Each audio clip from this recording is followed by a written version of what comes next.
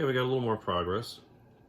I've got frames on both docking tunnel areas, and my assumption will be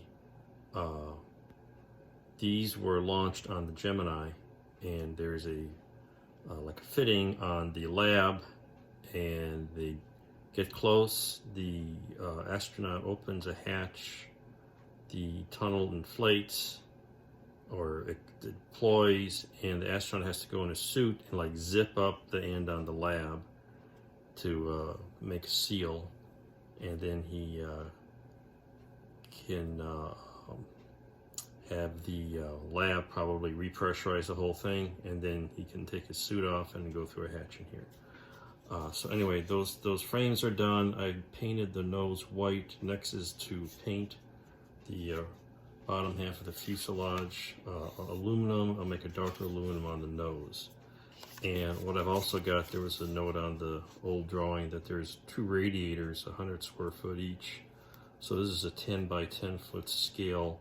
Just going to add another white painted thin piece of styrene here and another one here, and that means I'm going to mask that so I don't have to paint it, waste the paint.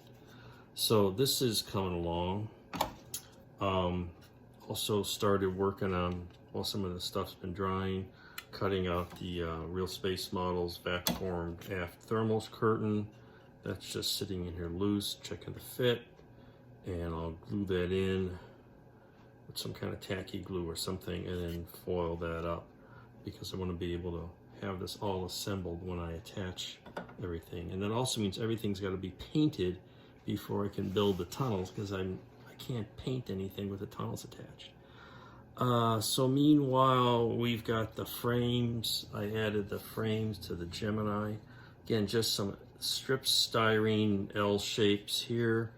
And I cut these to shape because it would be awkward to, I didn't want to have the cutouts. I wanted, this is going to be exposed. I'm assuming this launches with the Gemini with some kind of cover. Pop the cover, deploy the tunnel, dock up here, and then do an EVA to seal the tunnel, and then you can pressurize it. So that is pretty close. I'm going to paint that black, and the tunnel foil will be attached to the inner surface. So I wanted kind of a clean outline of that. So that's coming along. I've also got to touch up the paint. I pulled the masking off the windows, so I got to work on that. And then paint, also I got to paint the little RCS nozzles, get a little metallic tinge to them. I got the frame on the one that's going to have the hatch. What else? I got some hatch detail in there, little window frame. I got to touch up some paint there. And so as you can see, we're getting closer here. This will attach something going there, and that'll line up. And now you can kind of see how the tunnel shape has got to be. I've got some templates. I think I showed these before. Started. What I'm going to do is make these for the one that doesn't have the opening first to check the fit, and then I'll make these this side, and I'll probably have this top panel made out of a clear material. And if I can come up with a clear material, that'll make a kind of a semi-cylindrical shape, because the door's got to open, you know, it's got to have some room for that. So we'll play that bigger, but that's how that's coming along. And then the astronaut figure, I haven't put his head on because I want to make sure that's all going to fit. I got his arms repositioned and a little bit more putty. I'll clean up the putty and give him a little Mr. Surfacer primer to see how that all looks. And then we'll do some test fits. So lots of little steps to be done a little bit at a time. So I had a little trouble with the first shot of paint. I tried using Mission Models aluminum and gave up on that because it's practically transparent. This stuff here, I even had a note on it from previous use. You can't thin it. You can't brush it because it's like severely watered down even after serious mixing. So I went over, let it dry a little bit, hit a second coat with some my old standby Vallejo metallics, and I noticed a couple of globs of paint that spit out of the thing. So I took a real fine polishing cloth and basically it's like rubbing the paint off. It's like the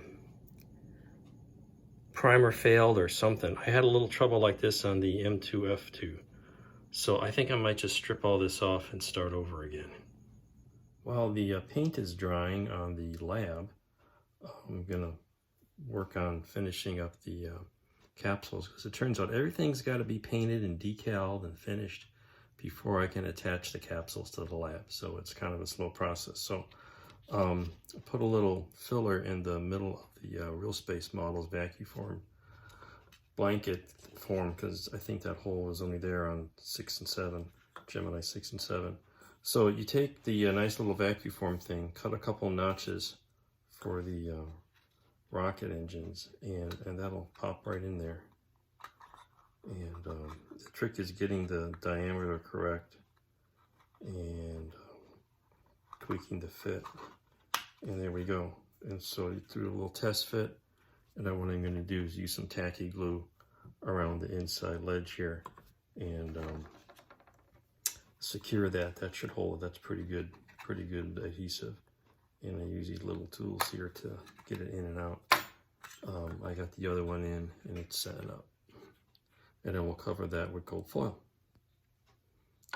And I also got some little more detail on the capsule door. Just painted some red edges, and I got the frame painted. I hadn't showed you that before. But the red door, you're not going to see much because it's through a piece of transparent plastic, which I haven't even found yet. But that's what that's starting to look like. So that's coming along.